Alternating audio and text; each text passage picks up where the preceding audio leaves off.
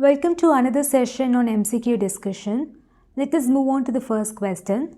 Which of the following is used to test the efficiency of sterilization in an autoclave?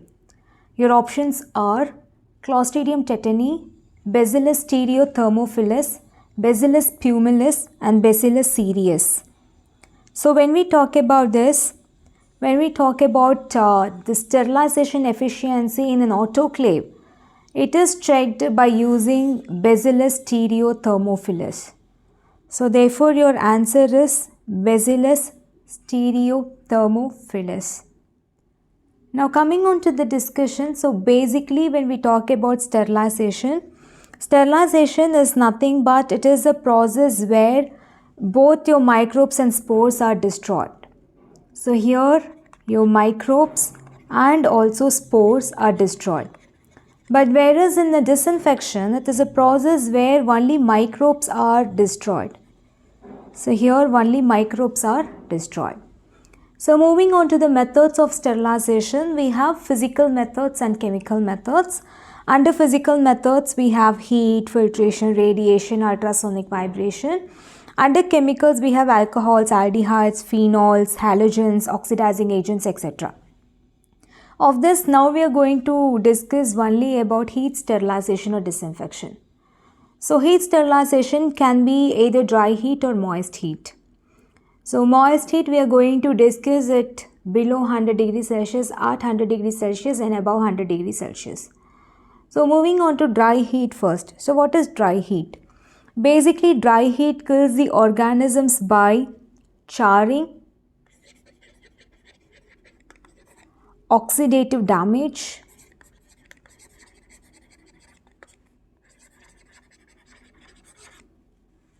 denaturation of bacterial protein,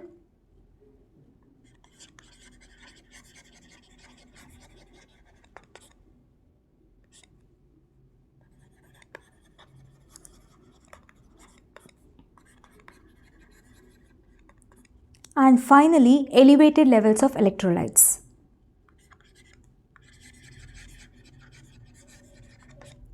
So to remember this, you can use the mnemonic CODE code. So T stands for charring, O for oxidative damage, D for denaturation of bacterial protein and E for elevated levels of electrolytes. Now what is the holding temperature which is required in hot air oven? So under dry heat, it is the hot air oven that we have to discuss. So what should be the temperature under this? It should be 160 degrees Celsius for 2 hours. So it should be 160 degrees Celsius for 2 hours. This is very, very important. So materials which can be sterilized in hot air oven are your glassware like glass syringes, petri dishes, pipettes, test tubes, etc. Your surgical instruments like scissors, forceps, scalpels can be sterilized using hot air oven. So the sterilization control of hot air oven is mainly checked with the spores of non-toxigenic strains of Clostridium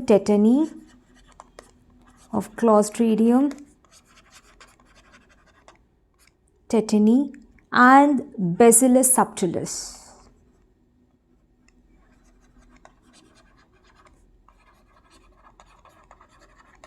Especially the Niger. So sterilization control or your non-toxigenic spores of your Clostridium tetani or Bacillus subtilis, especially your Niger. Now coming on to moist heat. So moist heat basically kills the organisms by denaturation and coagulation of proteins. So this brings about denaturation and coagulation of proteins. So over here, moist heat at a temperature below 100 degrees Celsius. So what is the process which destroys the organisms by moist heat below 100 degrees Celsius? So here you have got the method called pasteurization. Now pasteurization is a method which is used for perishable beverages like your vegetable juices, fruit juices, dairy products like milk. So in this you have two methods. So one is called as the holder method and the other one is called as the flash method. So what is the difference between holder and flash method?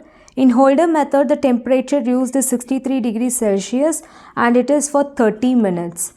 But whereas in your flash method, it is 72 degrees Celsius for 20 seconds. For 20 seconds. And this is followed by cooling to 13 degrees Celsius. So this is the method used with moist heat at a temperature below 100 degrees Celsius. Now moving on to the moist heat at temperature of 100 degrees Celsius. So at temperature of 100 degrees Celsius we have boiling. So mainly we have got boiling and we have got steaming. So all these comes under using the temperature at 100 degrees Celsius. Now finally when it is more than 100 degrees Celsius. So where do you use more than 100 degrees Celsius? So here it is your autoclave that uses more than 100 degrees Celsius. So basically what happens over here? So the temperature that you have to use is 121 degrees Celsius. It's a very important MCQ for 15 minutes and the pressure should be 15 psi.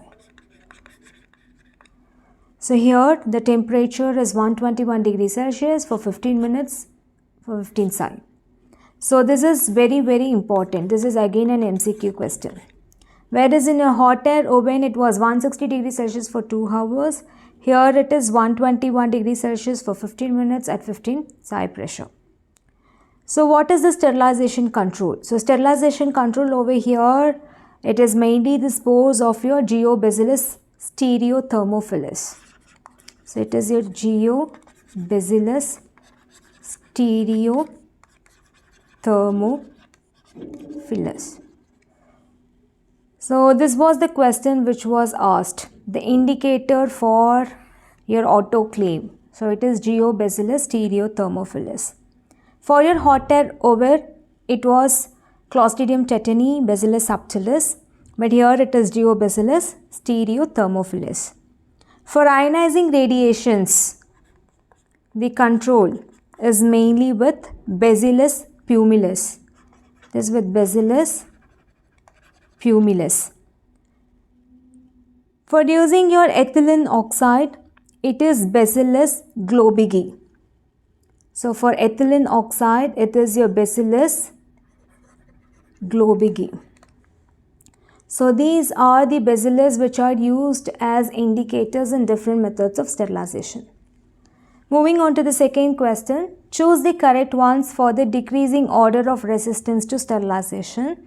Your options are prions, bacterial spores bacteria, bacterial spores bacteria prions, bacteria prions bacterial spores prions bacteria.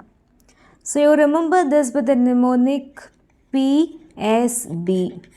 So in that order it is prions, bacterial spores and bacteria. So therefore for this the answer is prions, bacterial spores and bacteria. Moving on to the third question. A upper GI endoscope was performed in a TB patient. To reuse the instrument, it should be sterilized by. Your options are 2% glutaraldehyde, hot air oven, autoclave. So they have given that the instrument that has to be sterilized is endoscope. So which of the following you use to sterilize endoscope? So your answer is 2% glutaraldehyde. It's a very important MCQ. Now basically when we talk about aldehydes, under aldehydes, you have formaldehyde, glutaraldehyde and orthophthaldehyde. Now what these aldehydes do is they basically combine with nucleic acids and proteins of the microbe and kill them. So this also kills the spores of the bacteria. So they are also sporicidal. Now while we compare formaldehyde, glutaraldehyde and your orthophthaldehyde, we'll see which is used for what. So while talking about formaldehyde, it is mainly to preserve your anatomical specimen. and it is also used for fumigation. So your formaldehyde is for fumigation, so F for F. So fumigation of your operation theatres is basically done with your formaldehyde. Coming on to your glutaraldehyde. So glutaraldehyde basically is less irritant, and it is less toxic, and it is less corrosive when compared with that of formaldehyde. Your formaldehyde basically is toxic, irritant and corrosive. So your glutaraldehyde is just opposite. So therefore all your cystoscopes and endoscopes are sterilized with your glutaraldehyde. Now coming on to orthophthaldehyde, it can also be used for your cystoscopes and endoscopes. This can also be used for cystoscopes and endoscopes. Of these two, of glutaraldehyde and orthophthaldehyde, the top substance that can be used will be orthophthaldehyde, and glutaraldehyde will be the second line of option to use for cystoscopes and your endoscopes. Why? Because for orthophthaldehyde, it doesn't cause a bitter odor. It doesn't require activation unlike glutaraldehyde. Glutaraldehyde basically have to be activated by alkalization before use. And after activation, it remains active for 14 days. So for glutaraldehyde, you have to activate it, and only after that you can use it. But this step is usually skipped with orthophthaldehyde. Now moving on to the next question. What is false about Spalding classification? Non-critical items are also included in classification. Semi-critical items contact with mucous membrane. Semi-critical items needs low disinfectant. Cardiac catheter is an example of critical items. So of the four options, your answer is over here. They have asked what is false, so which is not true about this classification. So therefore here the answer is semi-critical items needs low disinfectant. Now what is this Spalding classification? So Spalding's classification is basically for medical devices according to the degree of risk for infection involved. So this can be classified as the critical device which normally enters a very sterile site. So these are the ones which enters the sterile site. Say for example, your surgical instruments, cardiac catheters, implants, your dental eye instruments, all these are critical device. So for this, the sterilization should be heat-based sterilization. So you should go for heat-based sterilization, or the disinfectant used should be of very high level. So you should use a very high level disinfectant. Semi-critical devices are those which comes in contact with mucous membrane or minor skin breaches. So this is in contact with your semi-critical devices are usually in contact with your mucous membrane or your minor skin breaches. Like for example, your respiratory therapy equipments, anesthesia equipments, endoscope, laryngoscope, esophageal probe, rectal probe, vaginal probe, all these are semi-critical devices. So for this also you require high level of disinfectant. So the disinfectant should be of high level. Non-critical devices are those which comes in contact with your skin directly. So these are the ones which come in contact with your skin directly, like your BP cuff, ECG electrodes, thermometer, stethoscope.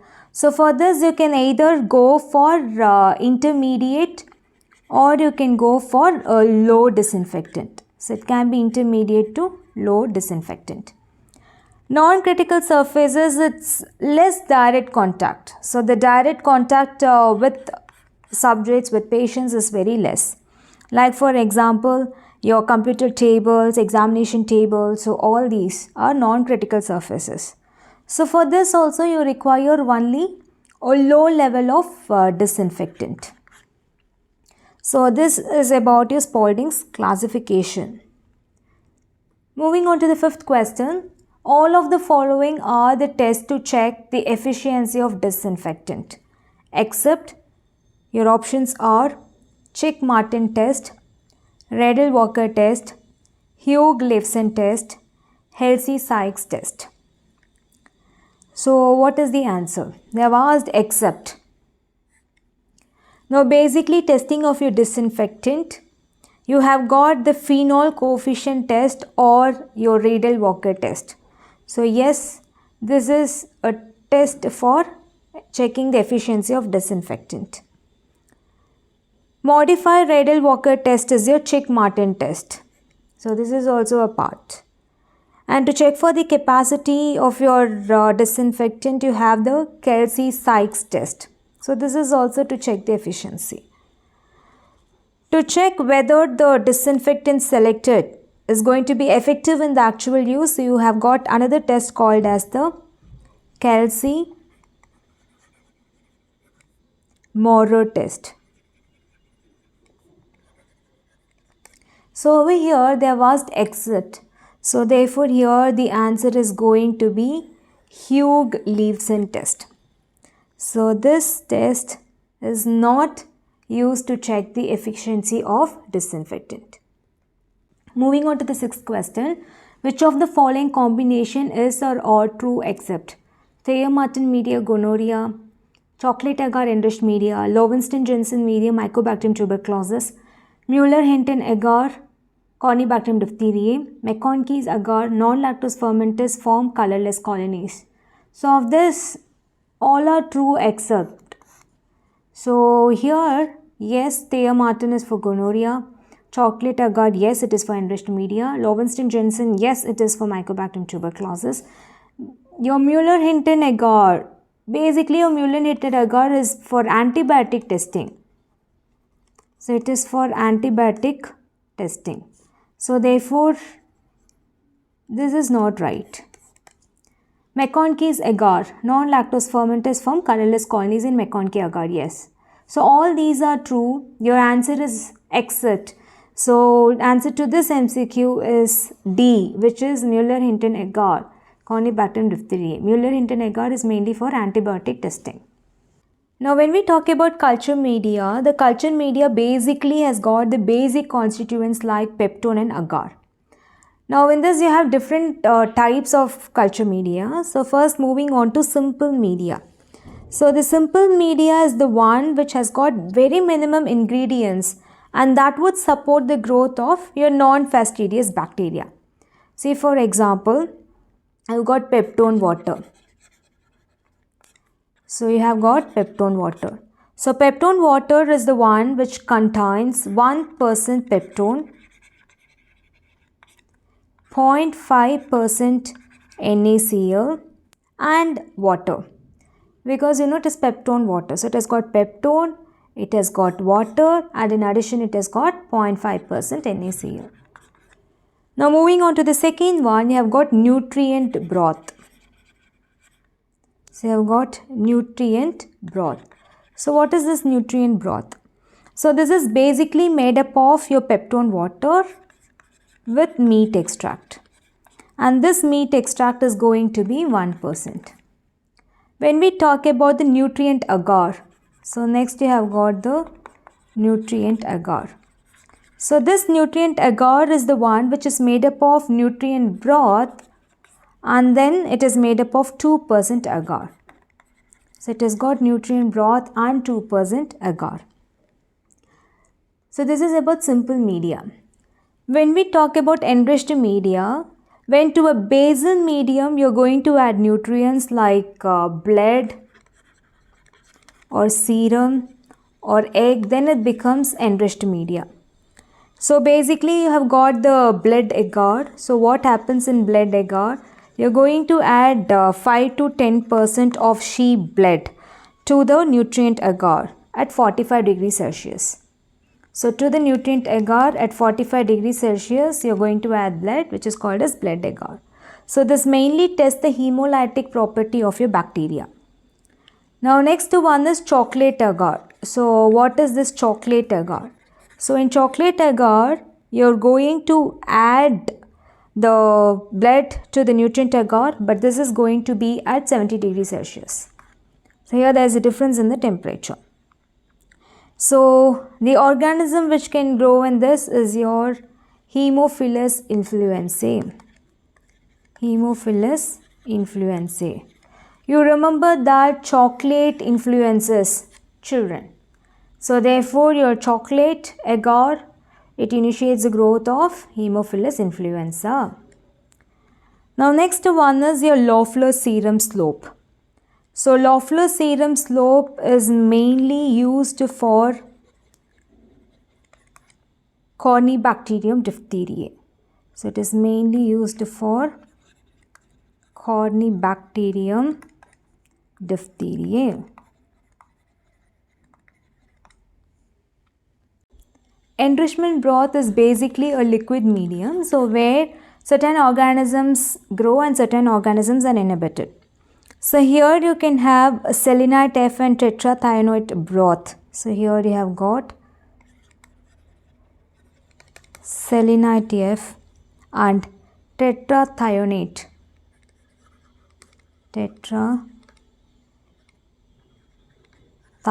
broth.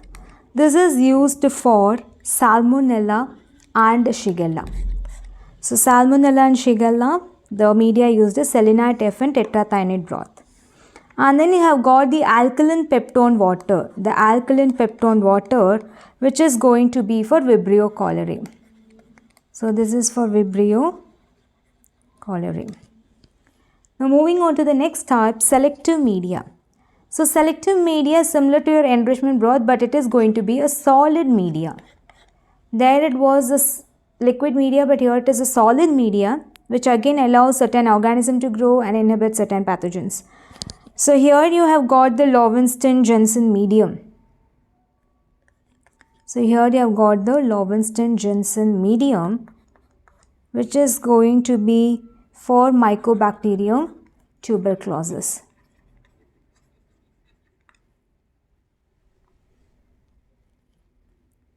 And then you have got the thiosulfate, citrate, bile salt, sucrose.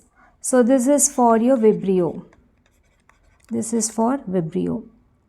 And then apart from this, for Salmonella and Shigella, you are going to have deoxycholate citrate agar and xylose lysine deoxycholate agar.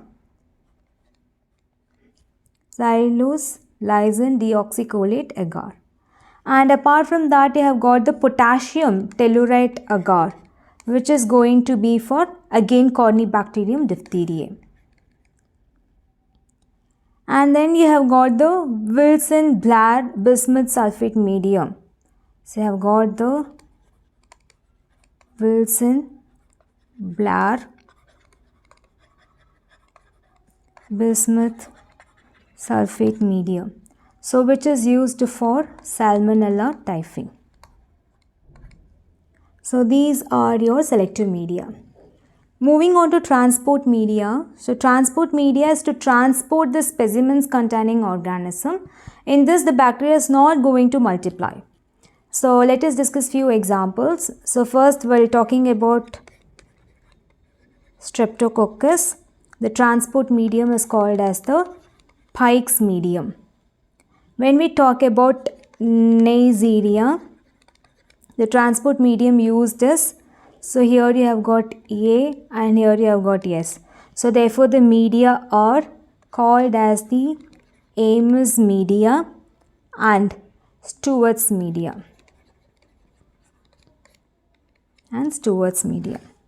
Now coming on to the another bacteria, that is your Vibrio cholerae.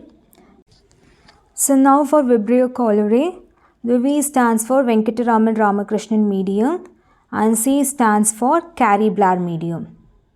So this stands for Carey-Blair medium. So moving on to Shigella and Salmonella. So this again you have got the Carey-Blair medium. So for Vibrio cholerae, Shigella and Salmonella, it is your Carey-Blair medium. Now moving on to differential media. So this differentiates between two groups of bacteria. So here you have got McConkey's agar and secondly you have got this CLED agar. So McConkey's agar is mainly to differentiate your lactose fermenters and non-lactose fermenters. So lactose fermenters will produce pink colonies, like for example your E. coli and Klebsiella. Non-lactose fermenters produce the colorless colonies. So like your Shigella and Salmonella. So it is double yes. So therefore Shigella and Salmonella. Now moving on to the next medium, which is your CLED agar, that is nothing but cysteine, lactose, electrolyte deficient agar. So this is almost similar to your McConkey, except that it is less inhibitory to certain organisms like your Streptococcus, Candida, Staphylococcus, etc. So it is little advantageous when compared with that of your McConkey's agar. Coming on to the anaerobic culture media. So what are these anaerobic culture media? So basically they contain reducing substances which can take up oxygen, and that will create a lower redox potential, so that permits the growth of obligate anaerobes like your Clostridium. So over here you have an example, which is Robertson's cooked meat broth. So Robertson's cooked meat broth. Apart from that, you also have BHIS agar, which is nothing but your brain heart infusion with supplements. So it is your brain heart infusion agar with supplements. So the supplements can be your hemin and vitamin K. So this completes your culture media. Now moving on to the question, agar concentration in nutrient agar is 2%, 4%, 1%, 3%. As we have discussed, the answer is 2%. CLED medium is used in preference to McConkey agar in relation to culture of organism involved in urine infection, as it prevents swarming of proteus, differentiates lactose fermenters and non-lactose fermenters, promotes Staphylococcus, Streptococcus and Candida. So they have asked in relation to McConkey agar in what way it is better. If it is asked in what way it is better when compared with that of blood agar, then you can say it prevents swarming of proteus. But they have asked in particular with McConkey agar. So it is same. See, lactose fermenters and non-lactose fermenters, even McConkey does. But what is the advantage? So here it promotes Staphylococcus, Streptococcus and Candida growth, as we have discussed previously. Robertson cooked meat broth is an example of enriched media, enrichment media, nutrient media, anaerobic media. So as we have already discussed, it's an example for anaerobic media. The last question, antibiotic sensitivity testing is usually done on blood agar, chocolate agar, McConkey agar, Mueller-Hinton agar. So whatever we have discussed so far with the media, so we have discussed about what blood agar does, what chocolate agar does, what McConkey agar does. So what are your enriched media, enrichment broth, everything we have discussed. So it's all to initiate the growth. But what we have not discussed is the Mueller-Hinton agar, because that is the one which is used for your antibiotic testing. So this is also an important MCQ. So this completes the discussion of the general microbiology, the second part.